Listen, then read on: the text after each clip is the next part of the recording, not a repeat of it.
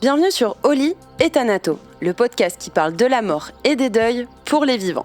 Je suis Charlène, accompagnante des deuils et facilitatrice des transitions de vie.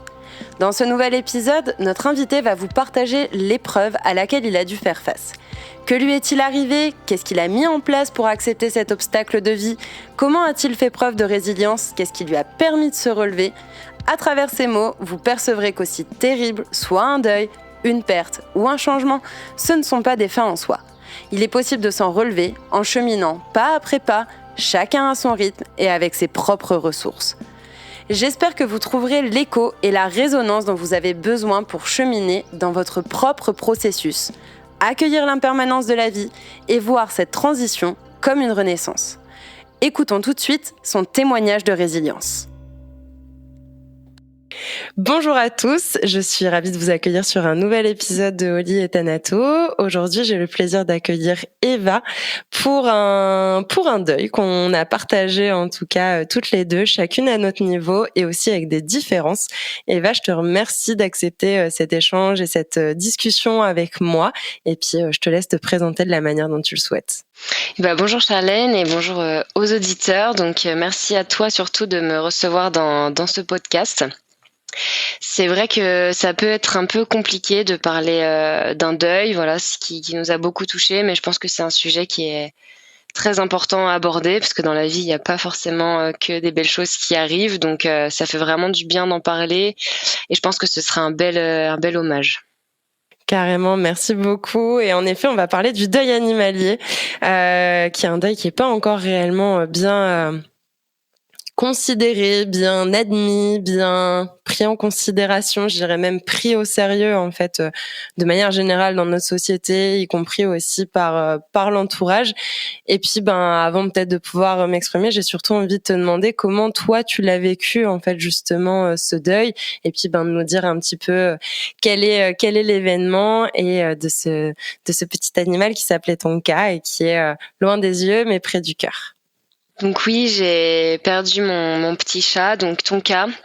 Elle avait 1 an à peine, donc ça fait encore plus mal, j'ai l'impression, au vu de son âge. Donc j'habite dans une maison à la campagne, sur une route qui est pourtant pas forcément très passante, plutôt pour un peu le tourisme, le week-end, etc. Et donc elle a exprimé des envies de sortir dehors. J'étais un petit peu anxieuse au début. On a commencé à la laisser sortir avec un collier GPS. On a vu qu'elle revenait tout le temps, qu'elle était assez agile, etc. Donc on s'est dit allez, on la laisse. Elle avait vraiment l'air plus heureuse dehors. Enfin, on voyait qu'une fois après rentrée à la maison, ses jouets l'intéressaient moins que de sortir, etc. Donc on l'a laissé faire. Et il y a malheureusement une nuit où elle s'est fait percuter par une voiture. Et donc c'est mon compagnon qui l'a trouvée le lendemain matin, sans vie. Et donc ça a été très très très compliqué parce qu'il y a beaucoup de sentiments qui sont rentrés en compte. Voilà, il y a eu la culpabilité de la laisser sortir, la tristesse, bien évidemment, une énorme tristesse, de la colère et puis voilà, le sentiment d'injustice de son jeune âge, du fait que moi mon chat c'était toute ma vie et l'accident aussi qui est un choc en fait. Ouais, je me souviens aussi que quand on en a parlé un peu en off, toi et moi, avant d'enregistrer cet épisode, tu m'avais dit cette phrase, la sensation d'avoir l'air ridicule, d'être aussi triste, juste pour un animal, et toi tu le vois, mes guillemets avec mes doigts, les auditeurs et auditrices le voient pas, mais vraiment juste avec des grands guillemets, même des parenthèses et des crochets, parce que encore une fois, ça me permet de rappeler que le deuil est propre à chaque personne. Déjà, premièrement, qu'il est unique dans son vécu et qui dépend aussi du lien à l'être. Et je vais pas mettre l'être humain, mais l'être vivant en fait que l'on perd. Et en tout cas, c'est quelque chose qu'on semble partager toi et moi, c'est que les animaux font partie de la famille.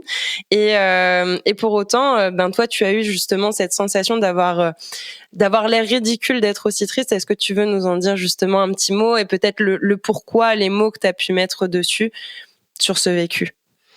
Oui, c'est sûr que c'est une grande interrogation, c'est comment on réagit face à la perte juste un animal, encore une fois avec des gros guillemets.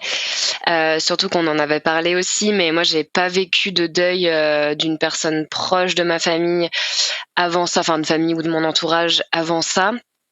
et qu'en fait je savais pas ce que c'était de perdre quelqu'un qui faisait partie de mon quotidien, que j'aimais autant. Et en fait j'ai réagi, mais comme je pensais pas réagir, j'étais vraiment au fond du trou. J'ai passé une semaine dans mon lit, je faisais que pleurer.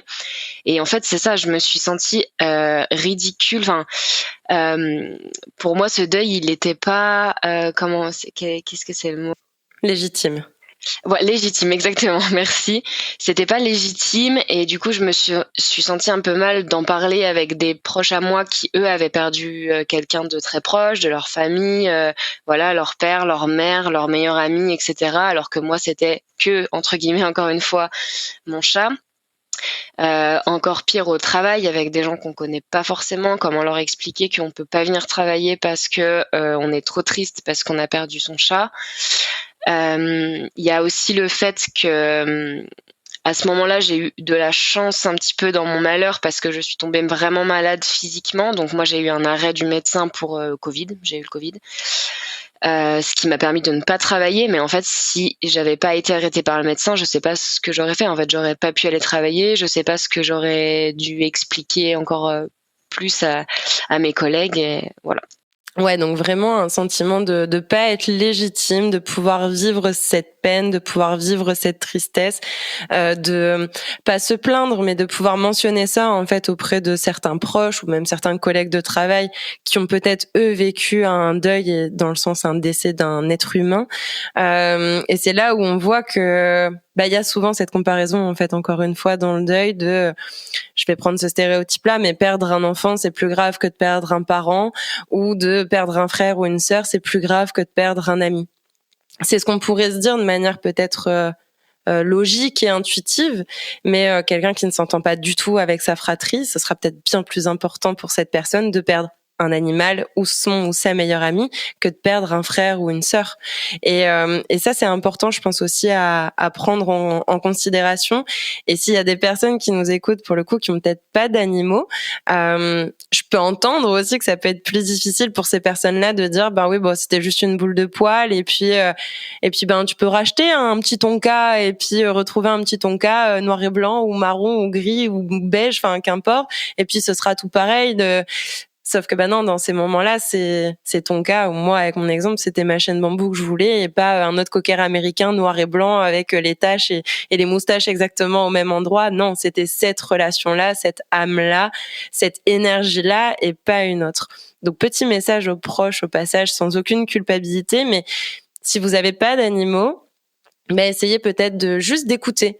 Peut-être que vous pouvez pas réellement comprendre, pas réellement ressentir, ce qui est tout à fait ok, mais peut-être au moins juste d'essayer d'écouter ce que la personne qui est en deuil animalier, essaye en fait de vous transmettre, sachant que c'est, tu vois, tu disais ce sentiment un petit peu de ridicule, et pour autant ça devient de plus en plus j'allais dire commun, non, c'est pas le terme, mais ça prend tout doucement un petit peu plus de place, et notamment avec les crématoriums qui commencent à exister pour les animaux, les cimetières pour les animaux, les pages hommages qu'il peut y avoir sur Internet où on peut mettre un mot pour un animal qu'on a eu ou qu'on a connu, par exemple l'animal de la famille.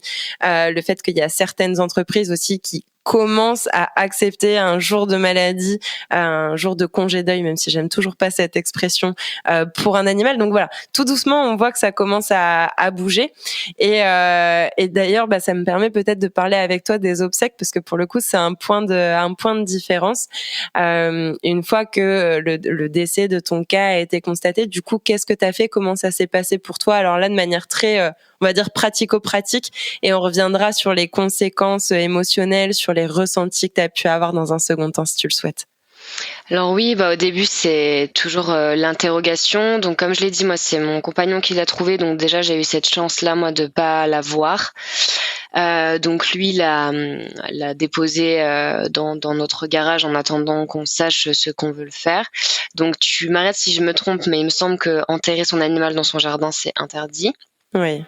Par la loi, mais quand on appelle du coup le vétérinaire pour lui dire qu'on a perdu notre animal, suivant le vétérinaire, etc., moi, elle m'a sous-entendu par téléphone que je pouvais, si j'en avais envie, la mettre dans mon jardin de façon discrète et ne plus en parler, on va dire.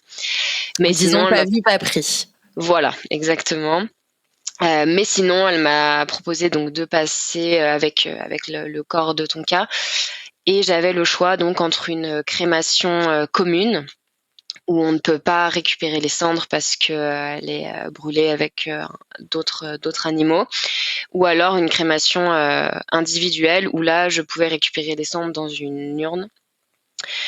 Donc pour moi, c'était pas question de l'enterrer dans le jardin parce qu'on est en location et que j'avais pas envie de la laisser ici quand on partirait de cette maison, et je voulais récupérer les cendres, donc j'ai opté pour la crémation individuelle. Mais voilà, on en avait parlé aussi en off, c'est un coût, Ouais, et clairement. voilà, je sais que c'est quand c'est un proche de sa famille et cetera, on sait que les obsèques pour, les humains sont très chères, mais en fait, bah, pour un animal aussi. Et voilà, c'est une dépense qu'il faut être prêt à assumer à ce moment-là, et je comprends qu'on puisse être très triste si on ne peut pas mettre autant, à ce moment-là. Ouais, bien sûr. Et du coup, alors moi, j'ai fait comme toi l'incinération individuelle pour ma chaîne, pour Bambou. Et chose que j'ignorais, que j'ai découvert en juin 2022 quand elle est décédée. On peut certes avoir donc la crémation individuelle où on va récupérer les cendres de notre animal, de la même manière en fait qu'un être humain, et dans le prolongement de ce qu'on peut faire en fait avec un être humain, où on va se rendre à la chambre funéraire et on va se j'ai pas le bon terme, honorer le défunt en étant auprès de son corps. Moi j'ai pu faire la même chose avec ma chienne, c'est-à-dire que Bambou m'a été représentée dans un petit cercueil en carton où j'ai pu lui mettre des photos, lui mettre quelques objets si j'en avais envie, des choses symboliques. J'ai trouvé ça d'ailleurs, au passage, je pense que c'est intéressant à dire, bien moins glauque qu'une chambre funéraire qui est souvent assez sombre. Alors je dis pas partout, mais bon, c'est pas déjà les endroits où on a forcément envie d'aller. Et à l'inverse, ça c'était très lumineux. Il y avait une fenêtre qui était ouverte avec un rideau, etc. Donc vraiment quelque chose de très lumineux. Après bon, pareil, c'est pas forcément un moment qui est plein de joie, hein, disons-le, mais c'est pas un moment dont je garde un mauvais souvenir. Et où après j'ai pu directement récupérer aussi les cendres de ma chaîne directement sur place. Et c'est vrai que ça aussi, comme tu le dis, c'est un coût. Et ça peut être aussi du coup la question de combien je mets pour un animal. Et là, on pourrait remettre avec des guillemets le juste pour un animal. Et du coup, ben si je peux pas, pour des raisons peut-être de difficultés financières, parce qu'il faut compter, j'ai plus les tarifs exacts, mais je crois que les premiers prix, c'est aux alentours de 300-400 euros minimum. Et, euh, et sans avoir une urne particulière, sans avoir la représentation du corps, parce que moi, ça a été, ben forcément, hein, tout service se paye. Donc le fait de me faire représenter ma chaîne, c'est quelque chose qui m'a été facturé aussi comme un service. Et du coup, ça peut être aussi des freins et des difficultés dans le processus de deuil, avec une culpabilité supplémentaire de dire j'aurais aimé récupérer les cendres, mais je ne peux pas. Qui est d'ailleurs aussi une différence entre toi et moi. Moi, j'ai dû la faire euthanasier, donc c'était un choix et une volonté de ma part de prendre cette responsabilité-là pour une petite boule de poil qui n'est pas en tout cas capable de s'exprimer par un oui ou par un non. Donc après, on est aussi dans des ressentis. Il peut y avoir une certaine forme de culpabilité qui est différente. Toi, ta culpabilité, elle a plus été par rapport au fait de la laisser sortir. Moi, par rapport au fait de devoir prendre cette décision. D'ailleurs, est-ce que tu veux nous en parler? Tu parlais tout à l'heure du côté colère, culpabilité, tristesse. Peut-être autant quels ont été les ressentis que tu as eu, comment ça a processé en toi, qu'est-ce qui a été peut-être plus facile s'il y en a eu, ou des choses qui ont été plus difficiles, et peut-être même de manière globale les conséquences. Qu'est-ce que ça a été un peu les conséquences pour toi? Et ben, au début, la première chose, c'est une énorme tristesse qui après s'est transformée assez vite en colère, en fait, parce que vu que c'était un choc, il fallait trouver pardon, j'ai perdu mon mot, le coupable. En fait, voilà, ça pouvait pas arriver juste comme ça. C'était la faute de quelqu'un, et du coup, je me suis mis un peu en quête de cette personne. Et il y a eu un petit peu des proches qui m'ont poussée à faire sortir Tonka, on va dire, parce que moi, j'étais pas trop. J'aurais préféré qu'elle reste à l'intérieur. Et voilà, on m'a dit plusieurs fois, non, mais elle sera plus heureuse dehors. Dehors, t'as vu le terrain de jeu qu'il y a. Ce serait vraiment dommage de la laisser enfermée. Et du coup, je me suis un peu laissée porter par ça, et j'ai dit oui. Donc voilà, pendant un premier temps, ça a été les personnes qui m'avaient dit ça qui ont été en ligne de mire. On la faisait rentrer toutes les nuits. Et là, c'est une nuit où, quand mon copain l'a appelée, moi j'étais pas là, j'étais partie en week-end. Il l'a appelée, elle n'est pas rentrée. Donc pareil, il y a eu une demi-seconde où j'ai pu penser que c'était aussi sa faute parce qu'il aurait dû insister pour la faire rentrer. Voilà, ce que je ne pense plus du tout maintenant, hein. Bien sûr, ça aurait pu arriver à n'importe quand dans la journée, n'importe quel moment. Ça aurait pu être moi qui ai pas réussi à la faire rentrer. Enfin voilà, il y a vraiment plus aucune ambiguïté là-dessus. Mais en fait, voilà, j'avais besoin d'un coupable. Après, il y avait tous les gens qui roulaient sur cette route trop vite.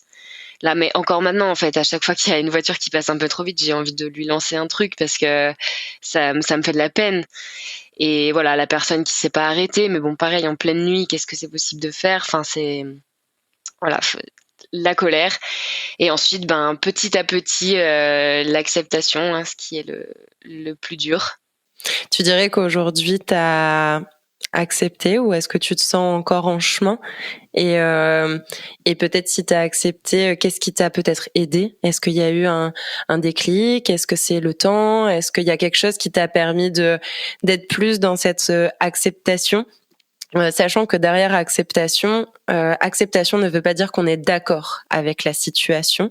On peut ne pas être d'accord avec. Tu parles par exemple de la colère contre les automobilistes qui, je pense, te restera, sachant que tu as un autre petit chat, on pourra peut-être y venir après. Mais ça veut pas dire qu'on est d'accord avec la situation, ça veut juste dire que on accepte que les choses soient comme ça et qu'il faut bien se reconstruire et que à notre rythme, quand c'est OK, à notre manière, etc.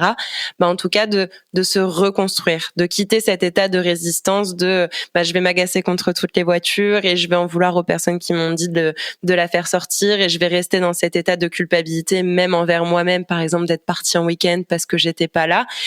Et je vais me dire que comme tu l'as dit un petit peu, ça aurait pu arriver à n'importe quel moment, ça aurait pu arriver à n'importe quelle heure. Et comment elles ont commencé à arriver, à cheminer finalement ces idées-là en toi?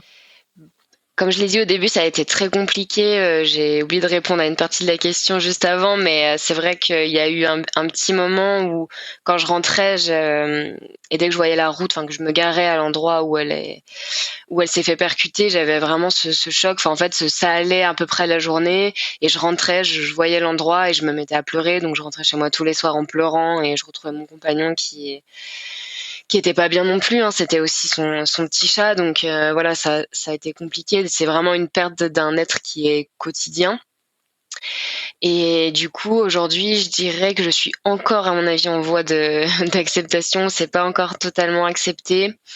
Je pense que il y a eu un petit déclic par rapport justement à mes deux autres petits chats, avec qui au début j'avais du mal à créer du lien parce que, bon, on en parlera juste après, mais la situation a été très compliquée. Mais en fait, au bout d'un moment, l'amour dépasse ça, et c'est ce qui m'a fait avancer, même si là, en parlant, j'ai encore un petit peu la voix qui tremble et que chaque jour, elle me manque beaucoup. Je comprends tout à fait ce que tu dis par rapport voilà ce manque et il est normal et puis c'est surtout ce qui est difficile au moment de l'événement qui soit de l'ordre du choc et de l'ordre du traumatique comme toi ça a pu l'être avec ce côté accidentel ou alors le fait que pour le coup moi c'était une euthanasie donc c'est quelque chose qui était un minimum préparé où la date était fixée alors elle n'est pas fixée 3 mois avant hein, c'est l'histoire d'une semaine mais en tout cas une semaine déjà pour se préparer à l'idée et en fait c'est l'absence de la présence la perte de repères du matin du midi du soir qu'importe avec ce que l'animal avait l'habitude de faire c'est un changement d'environnement dans le quotidien. On en avait parlé aussi, mais par exemple, qu'est-ce que je fais de ces affaires? Est-ce que je les laisse, mais en même temps elles ont plus lieu d'être parce qu'elle est plus là? Ce qui est valable aussi avec un être humain. Hein. Est-ce qu'il faut changer tout de suite? Est-ce qu'il faut enlever les affaires directement, par exemple des armoires? Encore une fois, c'est propre à chacun. Il n'y a pas de bonne ou de mauvaise manière de faire. Mais c'est cette réactivation de la souffrance en fait. Alors toi notamment dès ce passage sur le lieu de l'accident, parce que c'est aussi ton histoire. Mais voilà, encore une fois, c'est propre à chacun. Cette souffrance, elle se réactive d'une manière ou d'une autre. Et je sais que tu m'avais dit aussi. Le fait que c'est quelque chose que tu as pas mal vécu dans le corps et on en avait parlé en disant que tout ce qui ne s'exprime pas s'imprime. À un moment, quand on a des émotions, quand on a des ressentis, je crois que je l'ai encore jamais dit dans ce podcast, je le dis plus particulièrement aux personnes que j'accompagne, ça va être le moment drôle. Il faut toujours un petit moment un petit peu funky. Les émotions, c'est comme des P. On a tous déjà eu mal au ventre et à se retenir, hein. Et à un moment, un P, il faut que ça sorte. Parfois, c'est silencieux, parfois c'est bruyant, parfois ça pue pas. On le sait jamais en amont, mais à un moment, il faut que ça se libère et quand ça sort, généralement, ça va mieux. Et souvent, c'est passager. On se met pas à péter pendant 3 heures.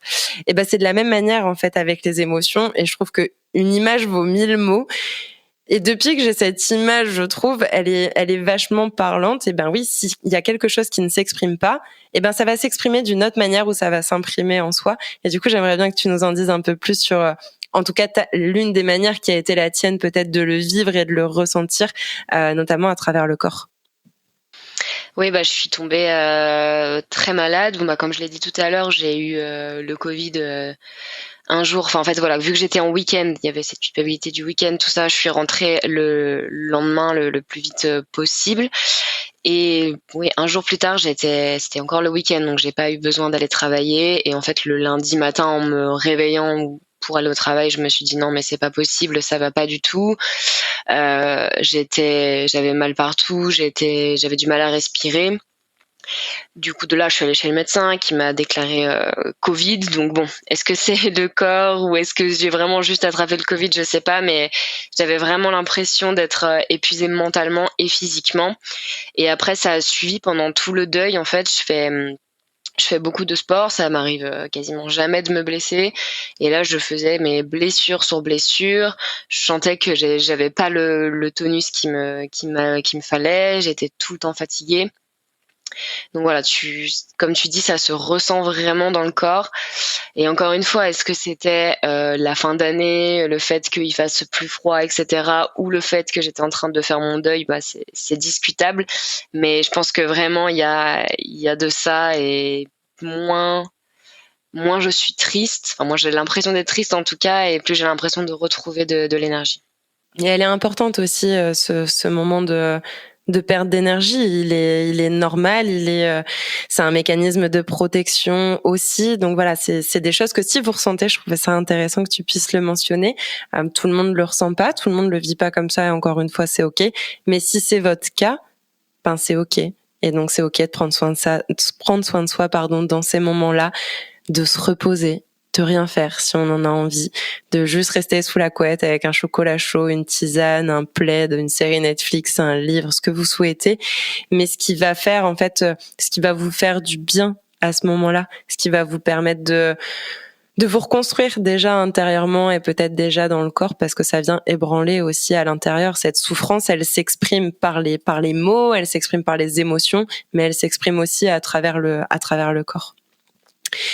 Et je sais qu'on avait aussi un autre point de différence. Alors différence, c'est pas pour moi opposition, ça montre en fait qu'il y a réellement différentes manières d'aborder, de traverser, de gérer, de faire son deuil. Vous prenez le mot qui résonne pour vous, selon les modalités en fait justement de l'événement. Toi tout à l'heure par exemple tu parlais de culpabilité. Moi c'est pas quelque chose que j'ai eu du tout. Déjà parce que ma chienne allait avoir 16 ans, donc on est déjà pas dans les mêmes rapports. Il y avait un côté où pour toi c'était beaucoup plus injuste, alors que pour moi c'était un peu plus attendu. Bon, à 16 ans, je sais très bien que elle va pas rester encore 10 ans, même si il y a des chiens qui sont très vieux. Mais il y a c'est pour ça que c'est important en fait de questionner le deuil et de questionner comment il s'est passé. C'était quoi le lien, c'était quoi la relation, c'était quoi réellement les événements, et qui fait que ces événements vont plus ou moins vous impacter, vont être plus ou moins faciles ou plus ou moins difficiles. Et il y a un point qui nous différencie notamment, et tu l'as énoncé tout à l'heure, c'est le fait que tu n'as jamais vécu un deuil auparavant, que ce soit un deuil animalier ou que ce soit le deuil d'un proche. Et donc du coup, je sais que c'est quelque chose qui a aussi changé, et je dirais même, et tu m'arrêtes si c'est pas le terme qui est juste, mais qui a peut-être aggravé cette peur de perdre un proche. Est-ce que tu veux nous en dire un mot? Bah oui, je me dis, si j'ai été triste, encore une fois, entre guillemets, juste pour mon chat à tel point, comment ça peut être, en fait, pour, si un jour je perds, mon conjoint, une de mes meilleures amies ou voilà, ma mère, enfin c'est hyper compliqué à imaginer. Et il y a cette, phobie qui s'est un petit peu, développée du coup d'une mort, accidentelle ou brutale parce que oui, voilà, forcément comme tu l'as dit par rapport à ta chienne quand, elle atteint 16 ans, tu sais que ça arrivera tôt ou tard. Bah, je me dis que c'est pareil pour nos parents, nos grands-parents. Mais voilà, la peur d'une mort, injuste et non préparée, ça c'est sûr que vu l'état, dans lequel, j'ai pu passer, dans ce deuil, c'est quelque chose qui me fait vraiment peur, oui.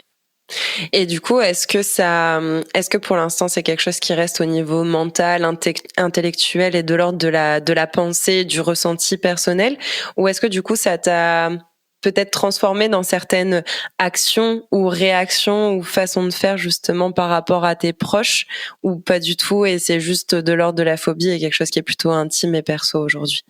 Non, je pense que c'est plus, intime et perso. Après, j'ai toujours, fait attention, à eux dans le sens, par exemple, l'alcool au volant, des choses comme ça, enfin qui pourraient entraîner justement, ce type de mort, accidentelle. Ça, on a toujours fait attention dans mon entourage, mais du coup, peut-être que sans m'en rendre compte, j'ai un peu plus de mots envers les personnes pour leur dire de faire attention.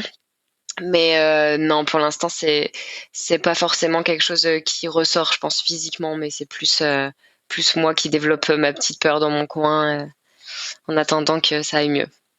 OK. Et est-ce que du coup, il y a quelque chose qui aujourd'hui, t'aide? Peut-être justement sur ce point-là, pareil, que ce soit ça peut être un déclic, ça peut être une chanson, un livre, ça peut être une thérapie. Enfin, il y a pas de encore une fois, de bonne ou de mauvaise manière, mais est-ce qu'il y a quelque chose qui te permet hem, de te raccrocher et de lutter contre cette idée d'injustice qui, encore une fois, rappelons-le, hein, aussi injuste que ce soit, ça peut arriver à n'importe quel moment, même si on le souhaite pas, même si on le veut pas.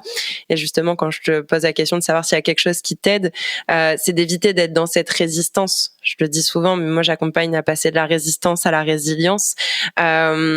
Est-ce qu'il y a quelque chose qui aujourd'hui t'aide, ou au contraire peut-être s'il y a rien qui t'aide aujourd'hui, que t'as peut-être pas encore trouvé ton truc à toi, est-ce qu'il y a quelque chose qui au contraire tu sais qu'il accentue peut-être davantage, des situations qui l'accentuent davantage? Et ben, je pense que déjà faire ce podcast, ça m'a beaucoup aidée dans ce deuil-là. Vraiment, j'appréhendais beaucoup parce que j'avais peur de m'écrouler, de pas réussir à parler.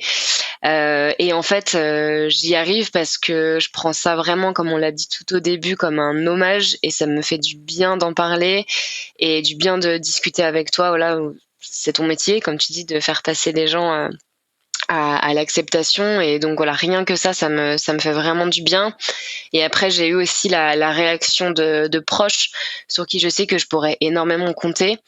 Et je voulais d'ailleurs en parler tout à l'heure et remercier surtout une très bonne amie à moi à qui j'appréhendais un peu d'en parler parce qu'elle a typiquement eu une vie très très compliquée avec des pertes de personnes hyper proches à plusieurs reprises dans des conditions vraiment, enfin, compliquées. Et c'est une des personnes qui m'a aidée le plus et j'ai senti vraiment aucun jugement et vraiment un partage de peine, immense alors que voilà, elle aurait pu me dire: «Mais c'est juste un chat, passe à autre chose». Mais pas du tout, elle l'a pris à l'inverse et ça m'a vraiment mis du baume au cœur et en fait, me rendre compte que j'avais des proches, comme ça me fait peut-être un petit peu moins peur pour l'avenir parce que je sais que je serai pas toute seule à affronter, ce genre de situation si ça devait, réarriver un jour, ce que je ne souhaite absolument pas. Mais voilà, je sais que je serai bien entourée et qu'il y a des professionnels aussi, comme toi pour nous aider, en fait.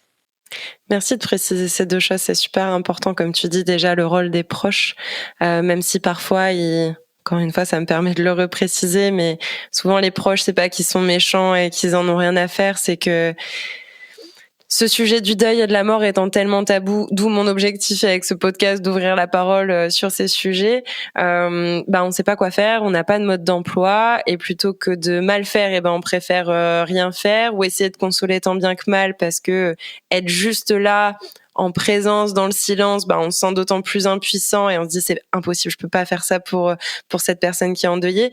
Et en fait, on n'arrive pas à trouver j'ai envie de dire, la juste posture. Mais en fait, faut pas oublier qu'il n'y a pas réellement de juste posture. Il y a la posture qui est juste pour la personne que vous connaissez. Et rien que d'être là, c'est déjà énorme.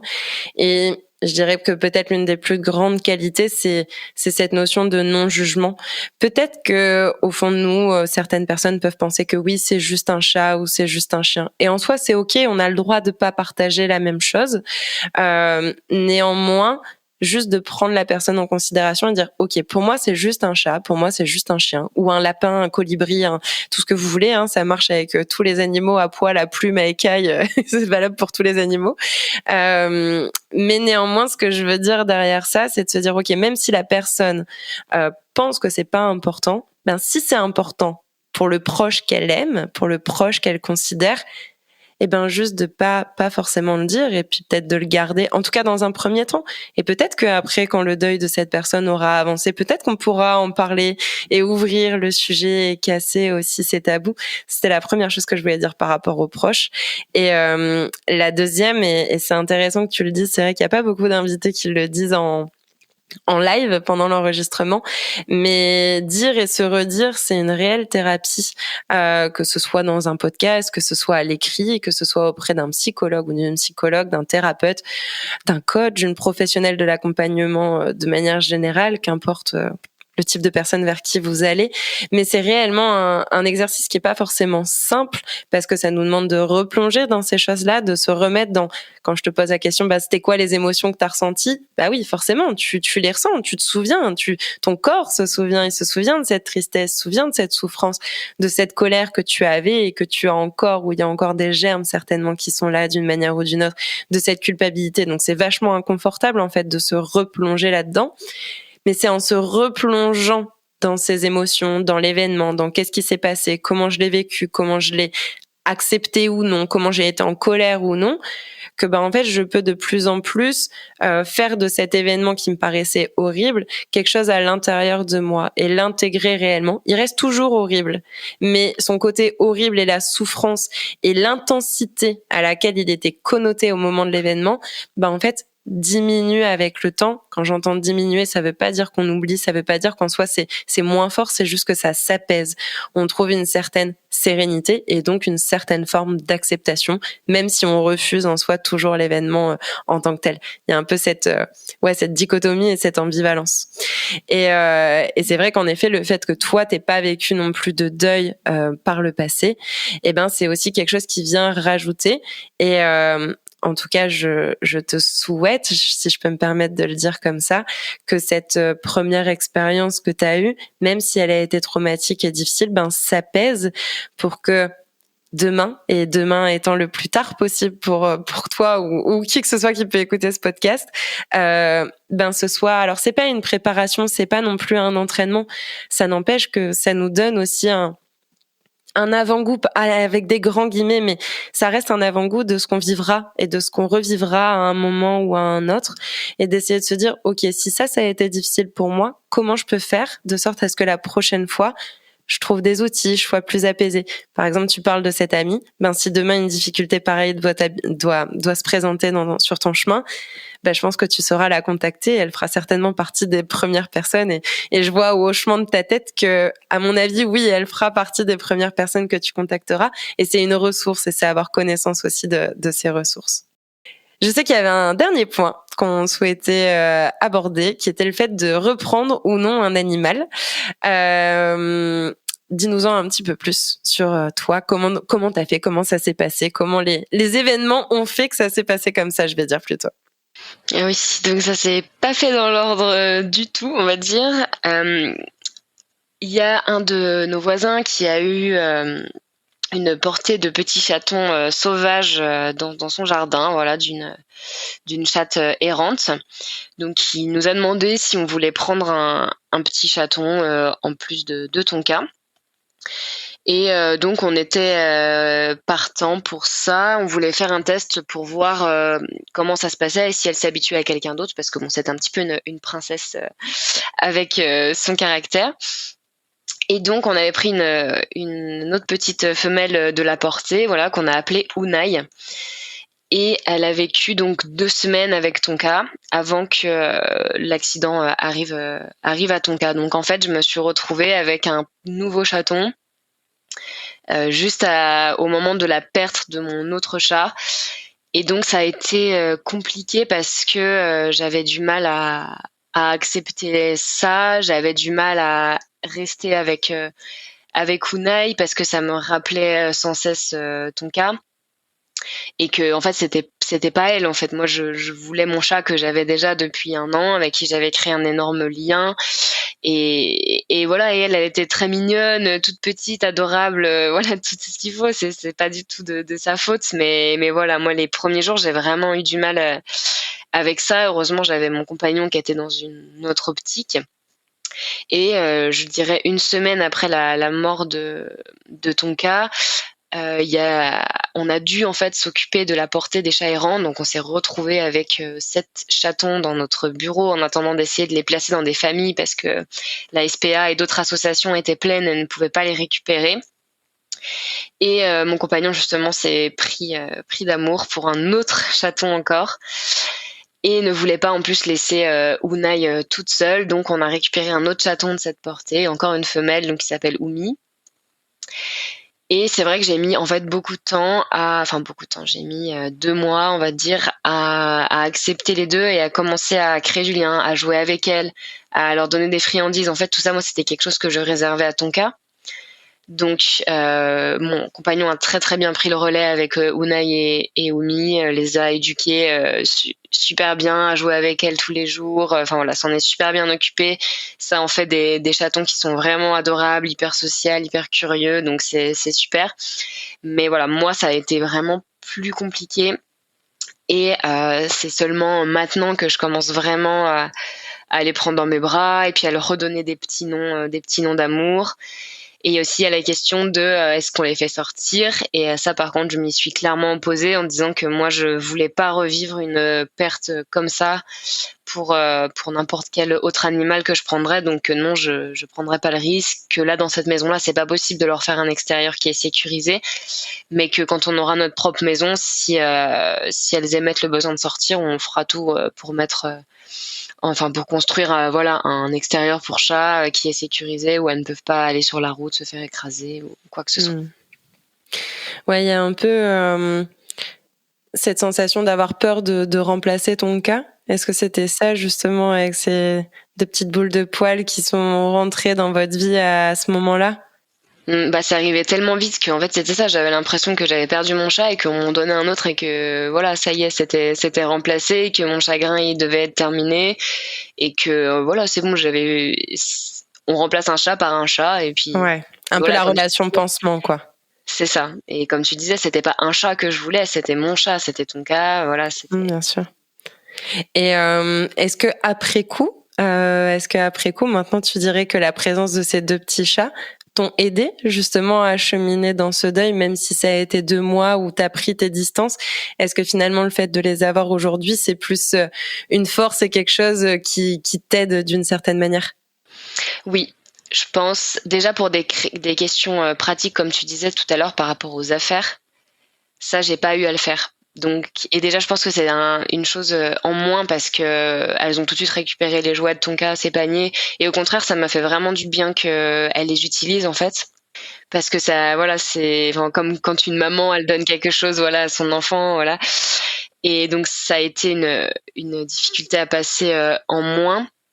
Et aujourd'hui, je pense que si elles étaient pas dans ma vie, j'aurais du mal à reprendre un animal, ou du moins je pense qu'il m'aurait fallu plus de temps pour moi faire la démarche d'aller à la SPA, choisir un autre petit chaton, etc.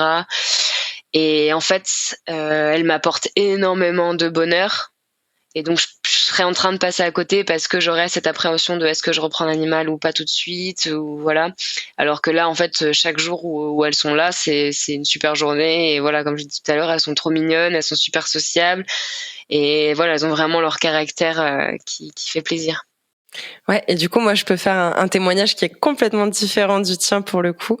J'ai vécu les deux, c'est-à-dire que quand j'étais plus jeune, j'ai fait aussi euthanasie un premier chien et ma chienne Bambou était déjà là. Donc il y a eu alors il n'y a pas eu un nouvel animal qui est venu, mais il y en avait déjà un qui était là. Donc pour le coup, ça a été plus simple par le passé de me dire, ben voilà, j'ai encore une petite boule de poil à m'occuper. Par contre, pour le coup, quand Bambou est décédé, j'ai toujours eu au fond de moi la volonté de savoir que je reprendrais un animal, mais je savais qu'il fallait que j'attende, que les choses s'apaisent, que justement j'ai cette acceptation pleine et totale, et ce serait quand même triste d'être la cordonnière la moins bien chaussée du deuil quand on accompagne le deuil. et et j'avais vraiment cette peur et cette sensation de projection, surtout que bon, c'était un cocker américain et j'adore les cockers et leur petite bouille à te regarder avec des yeux où juste t'as envie de craquer à chaque fois qu'ils te regardent. Et je me disais, ben ouais, mais du coup, je prendrais pas un cocker parce que si je prends un cocker, ben je vais avoir la sensation et avoir des attentes en fait. En plus, si je le prends, je voudrais le reprendre noir et blanc et pas que noir ou pas que camel. Donc en fait, il y avait trop de points communs où je me disais, ben le but c'est pas de projeter anciennement les comportements de Bambou sur un nouvel animal. Encore une fois, dans cette idée de, ben, ce que je voulais, c'était pas un nouvel animal, mais c'était Bambou, c'était ma chienne, et donc la relation que j'avais avec. Et donc, ça fait maintenant 1 an et demi qu'elle est partie et qu'elle est décédée, où là, avec mon conjoint, ben, on est dans cette démarche et dans cette réflexion de dire, OK, on est OK à reprendre un nouveau chien ou une nouvelle chienne en ouvrant une nouvelle histoire.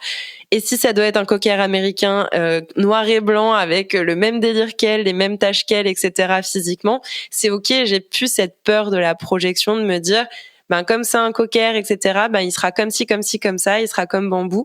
Ben non, il sera comme il sera. Et ce sera l'histoire avec ce nouvel animal que j'aurai. Et c'est tout à fait ok. Et je trouve que c'était intéressant de préciser ce point-là. On le voit aussi notamment dans un décès des êtres humains, et là je parlais des personnes qui sont veufs ou veuves, où c'est, en fait, au bout de combien de temps j'ai le droit de reprendre quelqu'un? 2 mois, c'est trop tôt. 3 ans, c'est peut-être trop long pour certaines personnes. Et encore une fois, c'est juste écoutez-vous.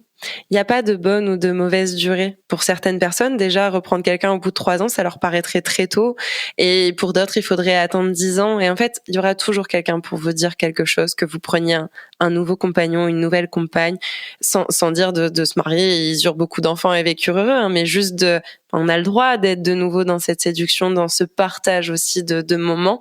Et en fait, c'est ce que ça a symbolisé pour moi derrière le fait d'aborder ce point-là. C'est valable avec un animal, mais c'est valable en fait dans n'importe quel type de relation. Des parents, on peut pas les remplacer. Généralement, c'est différent. Mais en tout cas, dans ce côté de conjoint, c'est pas parce qu'un conjoint ou une conjointe est décédé qu'on n'a pas le droit de s'autoriser à nouveau à être heureux. Et il n'y a pas de durée type. 2 mois, c'est ok si c'est ce qui vibre pour vous. 3 ans, c'est ok. 10 ans, c'est ok. Et jamais, c'est ok aussi.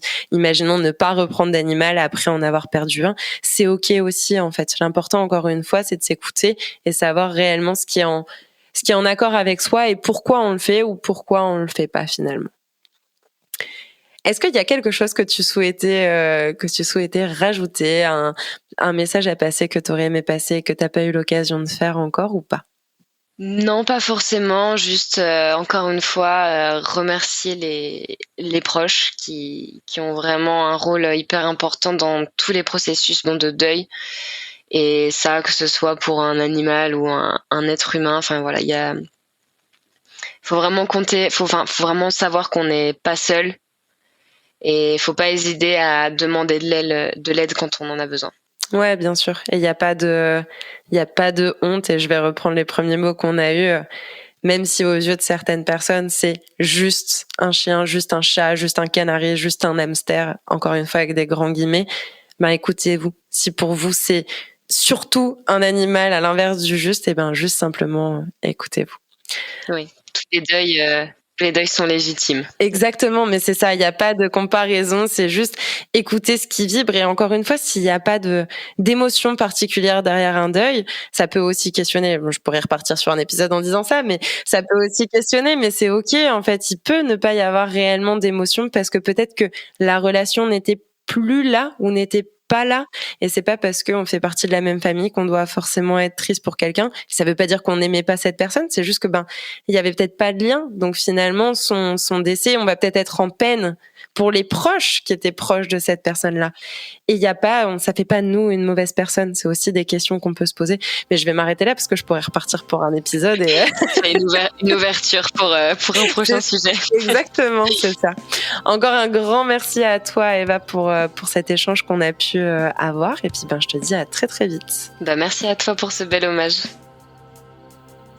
Un grand merci pour votre écoute, votre attention et votre fidélité sur ce podcast. J'espère que ce dernier épisode vous a inspiré et vous permettra d'envisager votre reconstruction. Pour briser les tabous, il est nécessaire de délier la parole sur ces sujets. Alors pour que demain ne soit pas un éternel hier et que la mort puisse nous transmettre ses enseignements sur la vie, je vous invite à partager cet épisode au plus grand nombre. Ensemble, changeons notre façon de voir la mort et pour cela, je vous donne rendez-vous ici même dès lundi prochain.